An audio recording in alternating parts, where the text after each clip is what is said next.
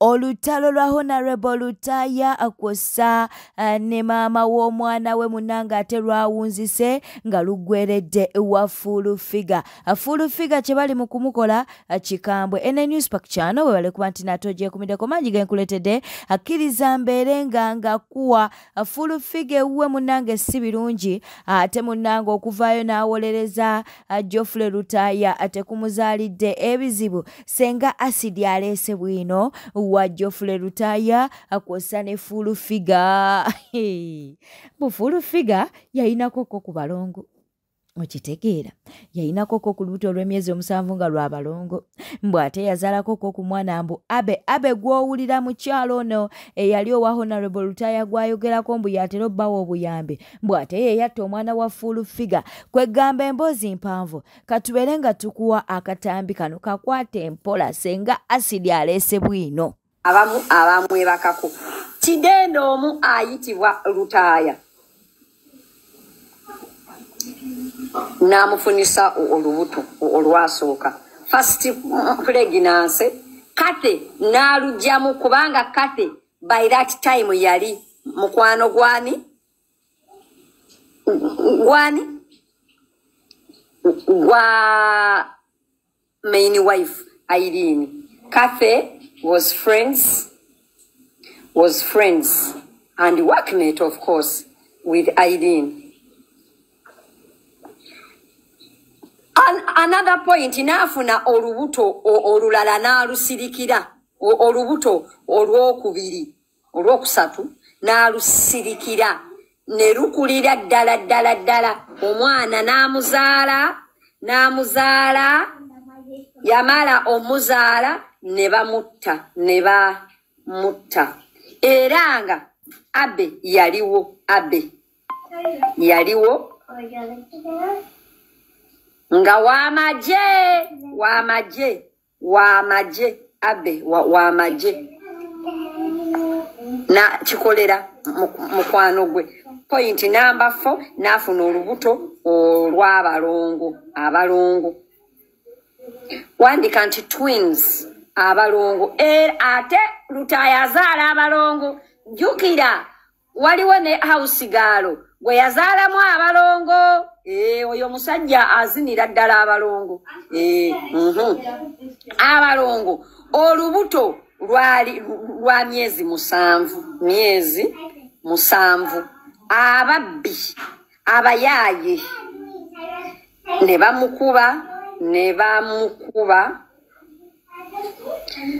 ne bamugjamu olubuto nebo pozi kyetutana otinze down nti yali neeko mu bayimbi era nga wandiika ogambe nti akyuma si bigambo byange akyuma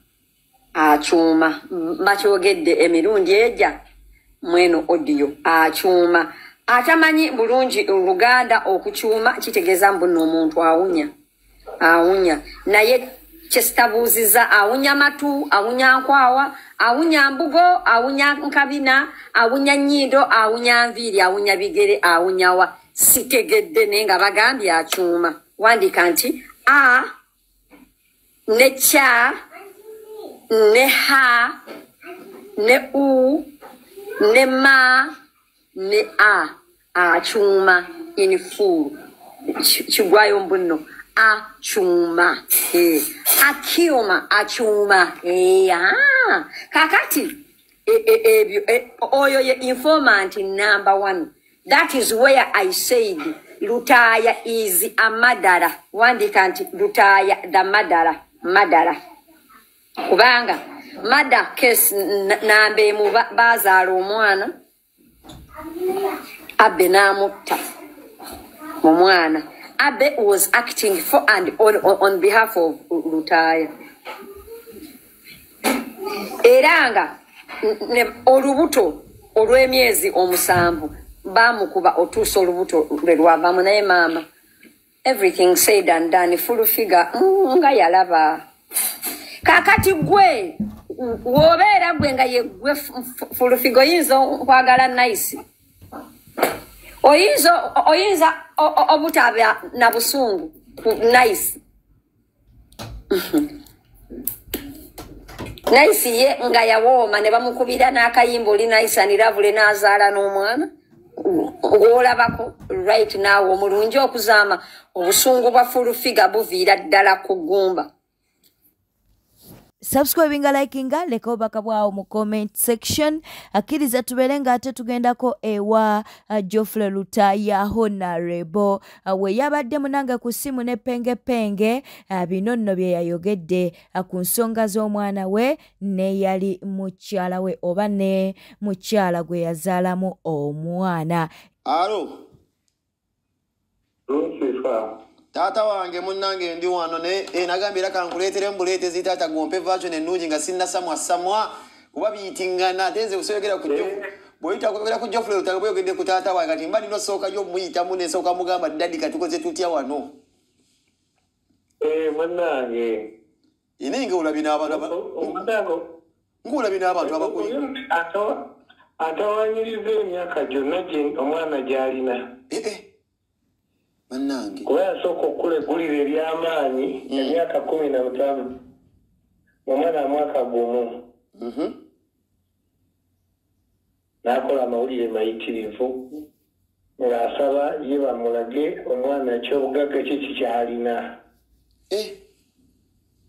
nga mwana muto n'atuuka lubiriza nnyo awo n'obuyimba bwange yagendayo n'alemera n'abulemera buliko abapangisa nti nze kati kale kantwale wano. Yakola amawulire mangi nnyo nga tava ku TV tava ku ki lwakuba kati abantu abamu tebaali mu system badde tebabijjukira. Aza atawanya kati abantu balaba ekyo nti mwe yaleese omwana okwogera ekyo ekyanyambye nga nina receipts nga omwana omwaka gumu musomesereza musasulidde amasomero 3 nga nina receipts eya Stella Maris Nsuube nagenda nensabayo ekifo somero ddungi nnyo n'ekifo twalwana bulwanyi ne tukifuna naye bwe yamanya nti maze oddisasula si agenda okusasula n'agamba sigenda mutwalayo wa ti gwomanyi gwotwalayo oyo sigenda mutwalayo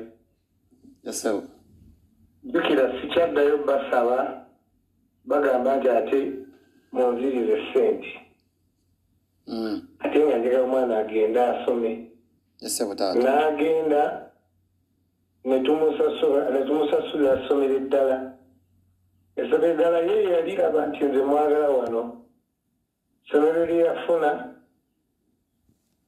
tugenda okuwula mazadde eyankubira n'aŋŋamba omwana oyo nno takyaliyo ku ssomero irabika baamugoba mu ssomero nemubuuza omuzadde yakola ki n'aŋŋamba simanyi kati nensindikayo omuntu n'aŋŋamba yakuba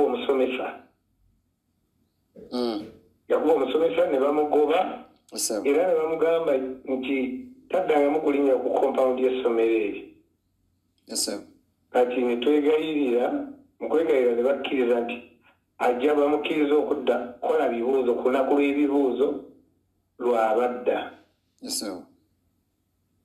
kati n'amutwala mu ssomero lyakusa tujjukire lye yali tambuulidde ng'oli omwana ali wakati asoma n'amutwala mu ssomero basobola okumukuumira abeerewo ng'asomerawo paka ebibuuzo abikoze ki nga bituuse abo n'aŋŋamba nti baagala $1,900,000 era we yagendedde okukola VDS nga nakasasula keemu 3 era ne risiiti ezo naziraze nti nasasula mu mabega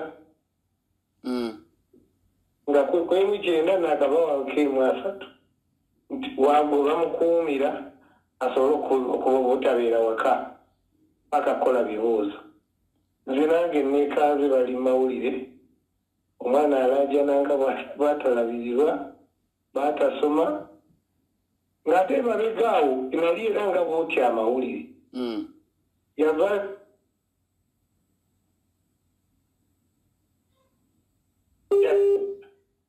n'agamba njagala ssente batubaliremu najja ne lawyer nti gyaba baliremu omwana wange ssente ze yalya mu biseera bya covid. Lawyer we n'abala $6,62,000. Ati era okutya amawulire n'ezikwata n'ezibawa era nazo bazikolera receipt $6,62,000 ng'era atya amawulire. Ati webakoledde kino nga tebamanyi nti receipt ezo nzizikola ki ozirina nzitereka. Era yeekanze nnyo okuba nti nsuulayo receipt ya Stella Maris receipt ya wano wennyini wagambye nti tebamusome nti tebamuweerangayo ssente nga nazitaddeyo zonna ziri abadde nga ntawaanya naye nga enjo nanira eyo nempayo ssente wakubanga ntya amawulire naye natuusa amawulire gembadde ntya ate era nga gakoze bambi kati ate bino muzeeyi omwana byawozambu simanyi ayagala nnyo omulinaane mukole challenge ezi zimanyi ku TikTok simanyi Photoshop tomulinaane omwana oba owaiza obuyasi buyambi kuba ekyakuta abantu ndowooza bako omutima nti agala nnyo obeere ng'oba omukyalira mbu nga mwekubisa ebifaananyi simanyi mbu challenge ku TikTok naye abeereko ne taata akole challenge ku TikTok sikitegeere ekintu ekyo omwana tomumitinga in person oba obadde okirawo kubadde olaba kifaananyi ki omanyi waliwo omuntu agamba ekintu ng'olaba kye bagamba omwana mukulu agenda ga myaka 18 mwana w'emyaka 18 asobola okubeera na kino ne tayimingi eno navanvayo asaanyeewo taata we kyabagamba gwakulaga nti ategeeza abeera ku mission yakusaanyawusaanya takitegeeza. So nze mukama nyamba nnyo nti kati nga kino nasangiddwa ndi equipped ne amasomo nga yagamba nti simuweerera so mukyalo oyo kikoze binnyo nti n'omwana amingiriza mukala ey'okuba agwananya obulamu bwonna n'ekikya nnaku taata wange kankwerekereze naye nga ndabira ku payasaawo maama bonna bandabire tofaayo me bitulimala alhamdulillah taata akuuma takumira mpya taata wange. Bannange ensonga za Eddie Kenzo nno nazo bannayuganda batandise okuba nti nate bazikubaganyaako ebirowoozo oluvannyuma lwa Pulezidenti Museveni okuvaayo n'alyoka agamba nti Eddie Kenzo mwana wa Jeno. Mbu Eddie Kenzo mwana wa Jeno kaakati nno munnange buli omu ensonga azitaputa abobwe katusooke tubeere nga tukuwa Fred Lumbuye. Nyande bamupanze ne bamugamba nti ono muvubuka mwana waani wa Chief Ali nga baagala kuba munyandwe kasente kaggwanga. Lwaki nkugamba bwenti okusinzira ku sources zange Nyande bapanze mupange okusinzira ku sources kuba baagala bamafi baagala mubako sente. Lwaki njagaluza statement eno bulungi.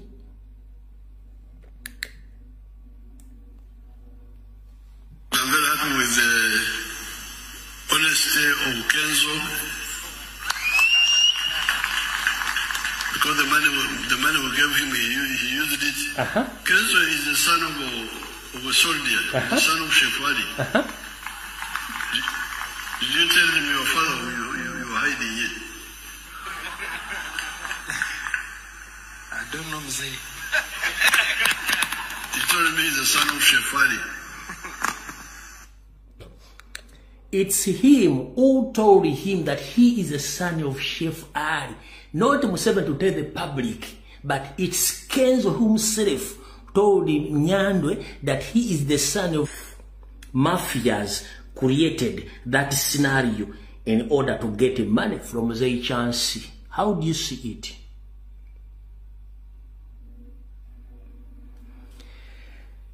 tobuulidde public nti kitaawo ye Chef Ali nga bwe waŋŋamba so singa nze bwe njogedde kuba kyandibadde nti nze okusinziira bwe mmanyi oyo mwana Kenzo mwana wa Chef Ali wabula public tewagibuulidde nga bwe waŋŋamba.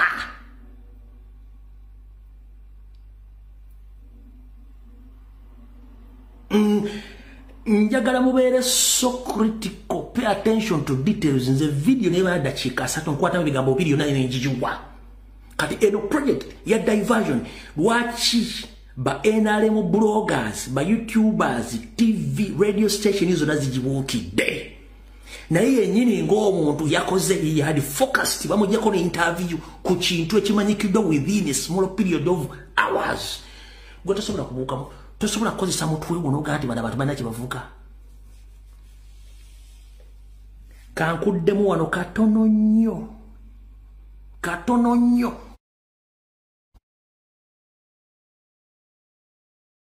Okwate bigambo bibiri byokka. Muzeyi Kyansi kennyini gaga. Tewamo tobulidde bantu nga bwangamba nti Chef Ali tobulidde bantu nti muzeyi monti Chef Ali kitaawo nga bwangambye. Wulira. Because the money we gave him, he used it. Kenzo is the son of a soldier, the son of Chef Ali. Did you tell them your father you were hiding it? I don't know, Mzee. He told me. I don't know, Mzee. If they ask you, didn't you tell the public that Chef Ali is your father? Then himself he replied that. I don't know, Mzee. Kati gwa ino obwongo butambula ng'era obukozesa tomanya nti balina kye baafumbye.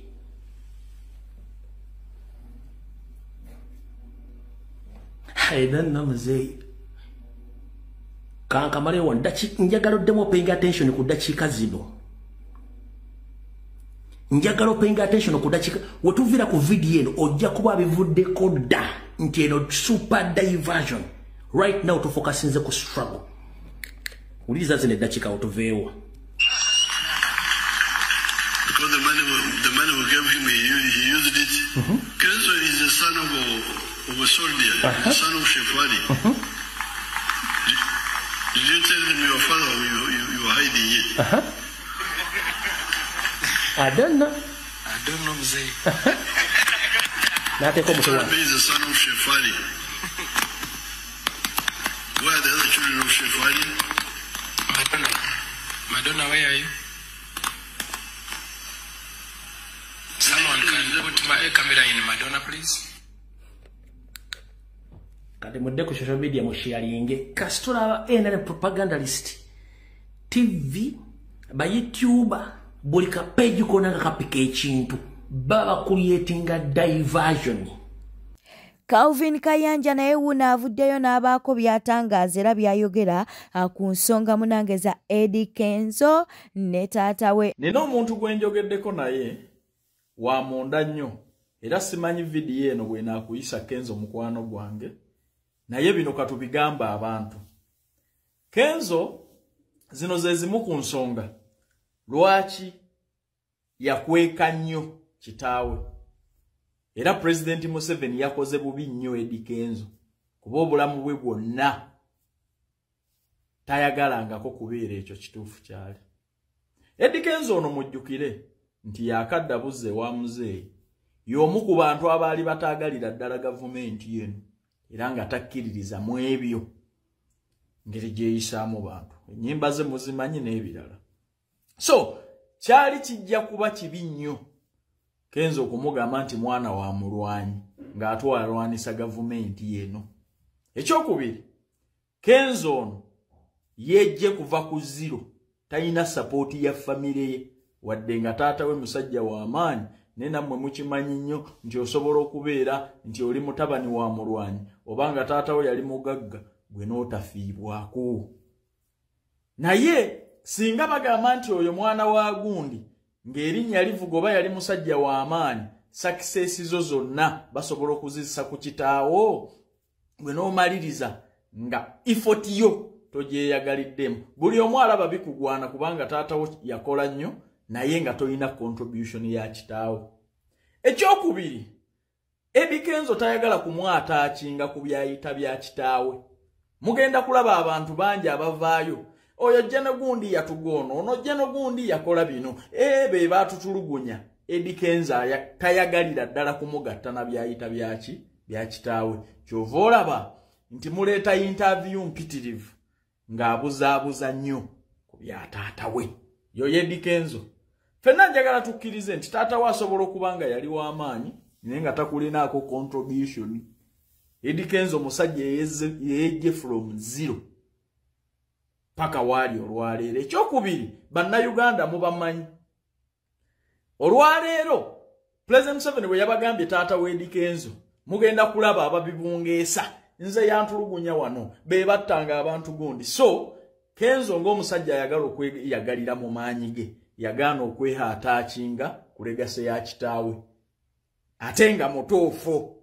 Atenga mutuufu kuba olwaleero ogenda kulaba abajjayo obujulizi nga taata wa Kenzo bwe yabatta abo be baatulugunya abantu. Olaba buli kirungi kimugwana n'osangulawo ne bino bye yeekoleredde. Eddie Kenzo mutuufu. President Museveni wamukoze bubi nnyo Kenzo okwogera nti mutabani wa mulwanyi. Ate mutunuulire Kenzo wadde mutabani wa mulwanyi naye Kenzo ye muntu ali hambo wano gw'olinnyako ne weetambulira. Teyeemanyi kubanga yamanyi kyali tesirwa kitaawe naye byonna byali abyejje wansi.